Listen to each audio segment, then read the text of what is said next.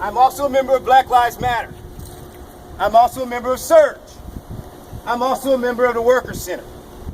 And I'm also a citizen in Vermont.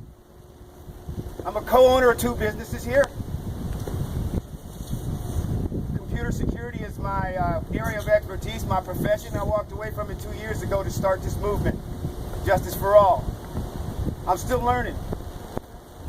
One thing that occurred to me as I was making the decision is in 2014, there were a lot of black males that were being killed at the hands of law enforcement officers across the United States. This is a fact.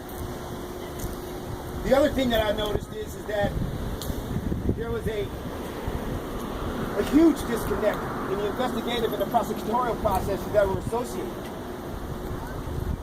Is anybody feeling me yet? Yeah. So what I'm getting at is that I put a lot of time and energy into what we're doing right here. And it's thankless, it's hard work every day, and it doesn't pay the bills. And there's not a lot of people in lined up to give me money to get this work done. Because it just ain't happening. I had a hard day today. I had a very hard day today, but I took my medicine. I had a hard time getting out of the house today, okay? And it disgusts me that we're having this conversation about this right now. And I am pissed today that we have to have these kind of conversations. And it pains me to my core that today in America that we have to have a conversation like this.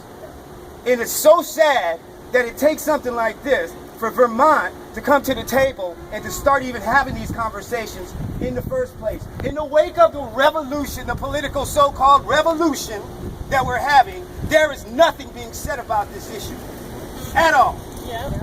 Okay? And those of you who are political figures and those of you who are voting for political figures, take note of that. This conversation does not exist. And it pisses me off. Because we're talking about lives, not dams that we need to purchase. Yes. And emails.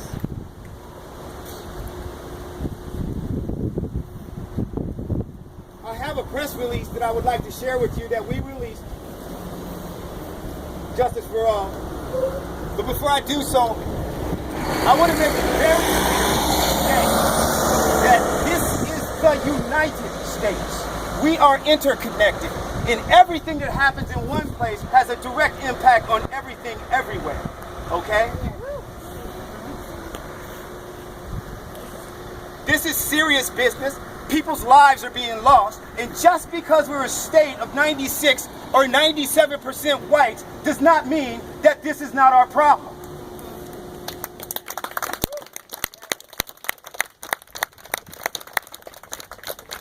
In fact, we should be held to a higher standard. This is very much our problem. So why it is that Bernie is not having this conversation down here, why it is that the VDP is not having this conversation, why it is that this conversation is not being wrapped into the platform, the so-called platform that's under discussion today, why it is that the legislature, they just let out and walked away once again after 4 years of this mess that we've created surrounding this fair and impartial policing policy, the one small iota of accomplishment that we've gotten from this entire racial disparities in the criminal justice system initiative that started in 2012, it's a mess. And they should all be ashamed. We need to get some work done. And I think we need to start holding some folks accountable, and we need to stop following the dollar, and we need to start following human lives. Black lives matter. Black lives matter. Justice for All, racial justice nonprofit in Central Vermont today released a statement on the recent deaths of 2 African Americans at the hands of law enforcement. They also provided some comments on the murders of 5 Dallas, Texas law enforcement officers and the wounding of an additional 7. Allison Cerrone, co-founder of Justice for All, said in the statement, "It deeply saddens and troubles It deeply got a little pop-up going there.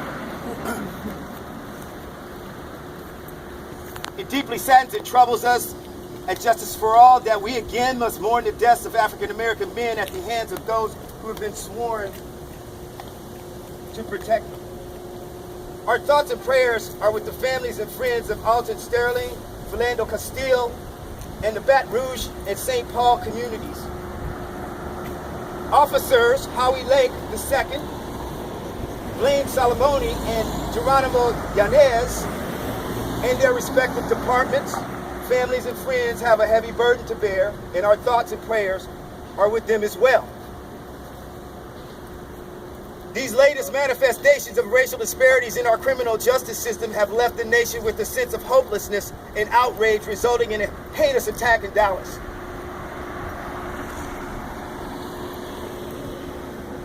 Mark Hughes, co-founder of Justice for All, commented, "We offer condolences to the families and friends of officers Brent Thompson, Patrick Saparipi, and the 3 yet to be named. We wish speedy recovery to Omar Cannon, Misty McBride, and Jesus Ratana, and the 4 to be named. And we lift the entire Dallas community up. We hope the best for the families and the friends of Michael Johnson as they try to find meaning for their actions and struggle with their loss." Today, Justice for All put forward a number of steps that we believe should be taken to address issues preemptively in Vermont. In light of the severity and the trajectory of the national crisis, we recommend that a number of steps be taken immediately to keep us safe in Vermont.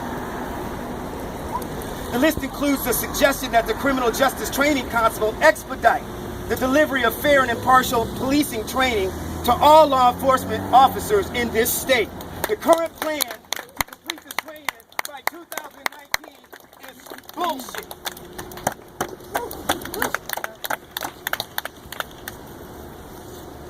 Just as, I'm sorry, it says unacceptable. Justice for All suggested that as for other professions, the law enforcement, just as with other professions, that law enforcement be placed under the oversight of the Office of Professional Regulation. Amen. Recent reports on the Vermont State Police race traffic stops and the Sentencing Project report that was just delivered this month reveal empirical data indicating that problems are worsening with racial disparities in Vermont, and that they are among the nation's, in severity, they are among the nation's highest. Hughes commented, "It is time for law enforcement to stop overseeing themselves. Policy and training for fairness and impartiality for all Vermont justice employees is next on the list. This is a system problem. It's not a police problem. This is a system problem. It's not a police problem." Finally, Justice for All encouraged legislators to lead this effort with a show of commitment by placing the important issues of racial disparities in the criminal justice system and legislative impact assessments on the summer agenda in the Joint Legislative Justice Oversight.